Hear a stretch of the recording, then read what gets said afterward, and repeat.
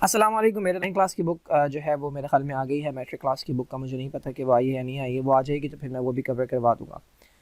तो 9th की biology के अंदर ये हमारे पास सबसे पहला चैप्टर है जिसका नाम है इंट्रोडक्शन टू बायोलॉजी। अच्छा, इस चैप्टर के अंदर यहाँ पर मेजर कॉन्सेप्ट दिए हुए हैं, यानी ये वो चीज़ें जो कि इस चैप्टर के अंदर आपको पढ़ाई जाएंगी। तो इसमें सबसे पहला जो टॉपिक है हमारे पास इंट्रोडक्शन ऑफ बायोलॉजी। इससे बात स्टार्ट करेंगे और थोड़ी सी बात करेंगे डेफिनेशन की और डिविजन्स की। नेक्स्ट लेक्चर के अंदर इंशाल्लाह बात करेंगे ब्रांचेस ऑफ बायोलॉजी की, उसके बाद relation of biology with other sciences and then so on. तो ये इसके टॉपिक हैं जो 1 बाय 1 वीडियो के अंदर हम डिस्कस करेंगे ना। सबसे पहले हमारे पास इंट्रोडक्शन। ये आपने पहले भी पढ़ा होगा। इससे पहले किसी 7 क्लास में 8 क्लास में 6 क्लास में बायोलॉजी की डेफिनेशन जो है वो पढ़ते आए थे बच्चे कि this is the study of living beings. अच्छा, ये जो डेफिनेशन है ये बहुत सारे लोगों को कंफ्यूज करती है। बहुत सारे स्टूडेंट समझते हैं कि बायोलॉजी के अंदर सिर्फ और सिर्फ हम लिविंग ऑर्गेनिजम्स या लिविंग थिंग्स के बारे में स्टडी करते हैं, जबकि ये थोड़ा सा कॉन्सेप्ट जो है ना ये फ्लॉड कॉन्सेप्ट है। बायोलॉजी के अंदर आप लिविंग थिंग्स को तो डिस्कस करते ही हैं, लेकिन इसके साथ साथ आप कुछ नॉन लिविंग थिंग्स को भी डिस्कस करते हैं। अब क्या हर नॉन लिविंग थिंग को बायोलॉजी के अंदर डिस्कस किया जाता है? तो बिल्कुल नहीं। हम उन नॉन लिविंग थिंग्स को स्टडी करते हैं, उन नॉन लिविंग थिंग्स को डिस्कस करते हैं बायोलॉजी के अंदर जो एसोसिएटेड होती हैं लाइफ के साथ। तो बेटर डेफिनेशन क्या होगी? बेटर डेफिनेशन ये होगी कि बायोलॉजी वो ब्रांच है साइंस की जिसके अंदर आप स्टडी करते हैं लिविंग थिंग्स को और नॉन लिविंग थिंग्स को। वो नॉन लिविंग थिंग्स जो कि लिविंग थिंग्स के साथ एसोसिएटेड हैं, उनकी बॉडी के साथ एसोसिएटेड है, उनकी लाइफ के साथ एसोसिएटेड है, उनके रिएक्शंस के साथ एसोसिएटेड है। तो हर वो नॉन लिविंग थिंग जो कि कहीं ना कहीं लिविंग थिंग्स के साथ एसोसिएट करती है, लिविंग बॉडीज़ के साथ एसोसिएट करती है, उसके लिए ज़रूरी होती है, उसकी बॉडी का हिस्सा बनती है या उससे बाहर आती है, वो तमाम चीज़ें स्टडी की जाती हैं बायोलॉजी के अंदर। तो जैसे कि फॉर एग्जांपल वाटर की अगर हम बात करें तो वाटर एक केमिकल है, वाटर एक मॉलिक्यूल है। ये नॉन लिविंग है बट स्टिल उसे बायोलॉजी के अंदर स्टडी किया जाता है, इसकी प्रॉपर्टीज़ को पढ़ा जाता है। क्यों? बिकॉज वाटर नॉन लिविंग तो है लेकिन ये एसोसिएटेड है किसके साथ? लिविंग ऑर्गेनिजम्स के साथ। बायोलॉजी के अंदर आप प्रोटीन्स के बारे में पढ़ते हैं। प्रोटीन्स नॉन लिविंग मॉलिक्यूल्स हैं। प्रोटीन को अगर बॉडी से निकाल दिया जाए तो वो एक नॉन लिविंग मॉलिक्यूल है, बट प्रोटीन्स को आप स्टडी करते हैं बायोलॉजी के अंदर। वाई? बिकॉज ये लिविंग ऑर्गेनिजम्स की बॉडी को बनाते हैं। तो कार्बन की अगर हम बात करें, कार्बन जस्ट एक एलिमेंट है, नॉन लिविंग एलिमेंट है। अकेला जो है वो कार्बन, उसके अंदर कोई लाइफ नहीं होती, बट चूंकि कार्बन से मिलकर बॉडी बनती है, चूंकि ये लाइफ के साथ एसोसिएटेड होता है, चूंकि लिविंग ऑर्गेनिजम्स के साथ एसोसिएटेड होता है, दैट इज़ वाई बायोलॉजी के अंदर हम इनको भी स्टडी करते हैं।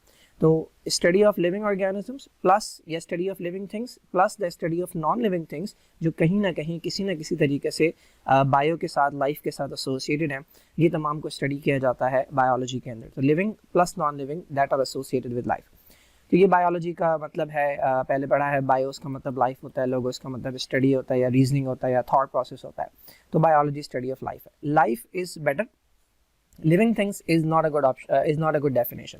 स्टडी ऑफ लाइफ के अंदर दोनों चीज़ें आ जाएंगी, लिविंग और नॉन लिविंग भी आ जाएंगी। बट अगर मैं कहूँ स्पेसिफिकली कि study of just living things या study of living beings is a better word, ठीक है। बट लिविंग थिंग्स की अगर हम बात करें तो not just study of living things but also non living things जो कहीं ना कहीं रिलेट करती हैं लाइफ के साथ।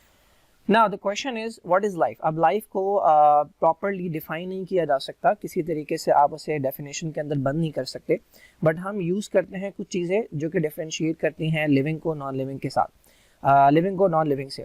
तो लिविंग थिंग्स या नॉन, ये बचपन में भी आपने पढ़ा होगा कि लिविंग थिंग्स और नॉन लिविंग थिंग्स के दरमियान कुछ डिफरेंसेस होते हैं। तो वो कुछ डिफरेंसेस जो हैं वो यहाँ पर दिए हुए हैं, यानी ये लिविंग थिंग्स के बारे में बताया गया है। तो अगर ये चीज़ें किसी चीज़ में नहीं पाई जाएंगी तो हम उसे नाम देंगे नॉन लिविंग का। तो लाइफ जो है उसे डिफाइन तो नहीं कर सकते प्रॉपर्ली, बट लाइफ के कुछ प्रोसेसेस होते हैं, लिविंग ऑर्गेनिज्म की बॉडी के अंदर कुछ प्रोसेसेस होते हैं, यानी लाइफ को इन प्रोसेसेस के जरिए, इन चीज़ों के जरिए आइडेंटिफाई किया जाता है। तो अगर आपके सामने कोई चीज़ लाकर रख दी जाए और आपसे पूछा जाए कि भाई क्या ये लिविंग है या नॉन लिविंग है, क्या इसमें लाइफ मौजूद है या लाइफ इसमें मौजूद नहीं है, तो आप इन चीज़ों को चेक बॉक्स बनाते जाएँ और इनको चेक करते जाएँ क्या इसमें ये चीज़ें पाई जा रही हैं। अगर ये चीज़ें पाई जाएंगी तो इसका मतलब ये लिविंग है, अगर इसमें ये चीज़ें नहीं मिलेंगी इसका मतलब ये नॉन लिविंग है। तो पहली चीज़ इन्होंने दी हुई है डाइजेशन। डाइजेशन का मतलब होता है कि जो भी फूड पार्टिकल्स हैं उनके बड़े मॉलिक्यूल्स को छोटे मॉलिक्यूल्स के अंदर तोड़ना। तो लिविंग थिंग्स जो है या लाइफ जिसके अंदर होती है वो ये काम करते हैं, बड़े पार्टिकल्स को छोटे पार्टिकल्स के अंदर तोड़ते हैं।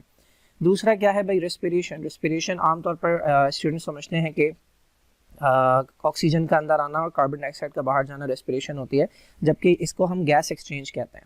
रेस्पिरेशन जो होती है बेसिकली वो होती है उसकी प्रेजेंस में फूड का ब्रेकडाउन टू प्रोड्यूस एनर्जी।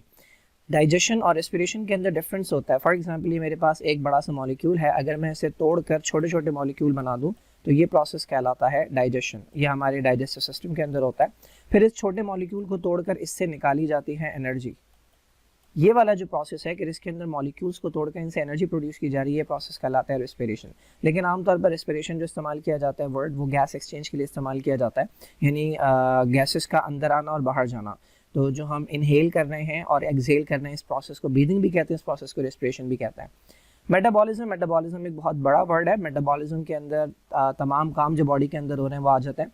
दो तरह के काम होते हैं ये, एक या तो कोई चीज़ जो है वो बन रही होती है तो इसे हम कहते हैं एनाबॉलिज्म, और दूसरे प्रोसेस के अंदर कोई चीज़ टूट रही होती है तो उसे हम कहते हैं कैटाबॉलिज्म। तो ये दोनों तरह के प्रोसेसेस जो हैं इनसे मिलकर बनता है मेटाबॉलिज्म। तो बॉडी के अंदर यही हो रहा होता है, कोई मॉलिक्यूल टूट रहा होता है या कोई मॉलिक्यूल बन रहा होता है। तो लिविंग ऑर्गेनिजम्स के अंदर जो है ये काम चल रहे होते हैं। अगर आपके सामने कोई नॉन लिविंग थिंग पड़ी हुई है, जैसे कि पत्थर पड़ा हुआ है, तो उसके अंदर कभी ऐसा नहीं होगा कि कोई चीज़ बन रही हो, कोई चीज़ टूट रही हो। तो मेटाबॉलिज्म होता है लिविंग ऑर्गेनिज्म में। मूवमेंट होती है, ठीक है, मूवमेंट और लोकोमोशन, ये दो चीज़ें हैं। मूवमेंट के अंदर ये होता है कि बॉडी का पार्ट जो है वो मूव करता है, अपनी पोजीशन चेंज करता है। ज़रूरी नहीं है कि वो अपने एक पॉइंट से दूसरे पॉइंट पर जाए। पूरी बॉडी जो है वो एक पॉइंट से दूसरे पॉइंट पे नहीं जाएगी, ज़रूरी नहीं है, लेकिन कोई ना कोई पार्ट जो है वो अपनी पोजीशन चेंज करता है। लोकोमोशन जो कि एनिमल्स के अंदर होती है, उसमें ये होता है कि पूरा का पूरा ऑर्गेनिज्म जो है वो एक पॉइंट से दूसरे पॉइंट पर जाता है। ग्रोथ का मतलब होता है इंक्रीज इन द साइज़, और ये यूजुअली परमानेंट होता है। साइज़ के अंदर चेंज आना, इंक्रीज होना, ठीक है, फॉर्म के अंदर चेंज आना, ये परमानेंट चेंज जो है ये ग्रोथ कहलाता है। डेवलपमेंट बेसिकली कहते हैं लिविंग ऑर्गेनिज्म जो है उनका जो अर्ली स्टेज होता है जिसमें बॉडी के स्ट्रक्चर्स बन रहे होते हैं, वो फेज़ जो है वो डेवलपमेंट कहलाता है। देन एक्सक्रीशन का मतलब जो वेस्ट मटीरियल है जो बेकार मटीरियल है बॉडी के अंदर, उससे जान छुड़ाना, ये भी लिविंग ऑर्गेनिज्म के अंदर होती है। उसका रीज़न क्या है, जब डाइजेशन होगी तो कुछ चीज़ें जो हैं वो काम की होंगी, उन्हें रखा जाएगा, उनसे की जाएगी रेस्पिरेशन का मतलब उनको तोड़कर एनर्जी निकाली जाएगी। अच्छा, डाइजेशन के नतीजे में कुछ बेकार चीज़ें होंगी, उन्हें क्या किया जाएगा, उन्हें एक्सक्रीट किया जाएगा। रेस्पिरेशन के नतीजे में कुछ बेकार चीज़ें बनेंगी, उन्हें क्या किया जाएगा, एक्सक्रीट किया जाएगा। और ये जो प्रोसेस हो रहा है रेस्पिरेशन, ये मेटाबॉलिज्म के अंदर आता है। उसके बाद है इरिटेबिलिटी बेसिकली कहते हैं हमारा जो सेल का मटीरियल होता है, ये हमारी जो बॉडीज़ होती है, लिविंग ऑर्गेनिज्म जो है वो इरिटेबल होते हैं। इरिटेबल का मतलब ये है कि अगर उनके ऊपर कोई स्टिमुलस डाला जाए तो वो उसे रिस्पॉन्ड करते हैं। फॉर एग्ज़ाम्पल, अगर एक प्लांट है आपके पास और उसको आप रखें एक डार्क रूम के अंदर और एक पॉइंट से लाइट दें, तो ये लाइट जो है ये उसके लिए एक मैसेज के तौर पर बिहेव करेगी। अब ये लाइट जाकर उसे इरिटेट करेगी, इरिटेट करने पर ये कोई ना कोई मूवमेंट या कोई ना कोई लोकोमोशन शो करेगा, कोई ना कोई रिस्पॉन्स देगा। तो आप देखेंगे प्लांट जो है वो ग्रो करना शुरू हो जाएगा टुवर्ड्स द लाइट। तो चूँकि लिविंग ऑर्गेनिजम्स इरिटेबल होते हैं तो इस इरिटेबिलिटी की वजह से वो रिस्पॉन्स शो करते हैं। बिल्कुल इसी तरह अगर आप जो है वो किसी को मुसलसल पोक कर रहे हैं तो वो इरिटेट होगा, और इरिटेट होकर कोई ना कोई रिस्पांस देगा, या तो थप्पड़ मारेगा या उठ के चला जाएगा। अगर यही नॉन लिविंग थिंग हो तो नॉन लिविंग थिंग के अंदर इरिटेबिलिटी नहीं होती। अगर आप किसी पत्थर को बार बार पोक करते रहें, ठीक है, उंगली करते रहें, तो वो वहाँ से उठ के कभी नहीं जाएगा, ना ही कोई रिस्पांस शो करेगा। तो नॉन लिविंग थिंग्स के अंदर इरिटेबिलिटी नहीं होती। And the last one is reproduction का मतलब है अपने जैसे और पैदा करना। तो लिविंग ऑर्गेनिजम्स के अंदर ये एबिलिटी होती है कि वो रिप्रोड्यूस करते हैं, अपना नंबर इंक्रीज़ करते हैं। नॉन लिविंग थिंग जो होगी वो पड़ी रहेगी, जितनी है उतनी रहेगी, वो कभी भी अपना नंबर इंक्रीज़ नहीं करेगी। तो ये सारी चीज़ें हैं जो कि लाइफ को नॉन लाइफ से या लिविंग थिंग्स को नॉन लिविंग थिंग्स से डिफ्रेंशिएट करने में हेल्पफुल होती है।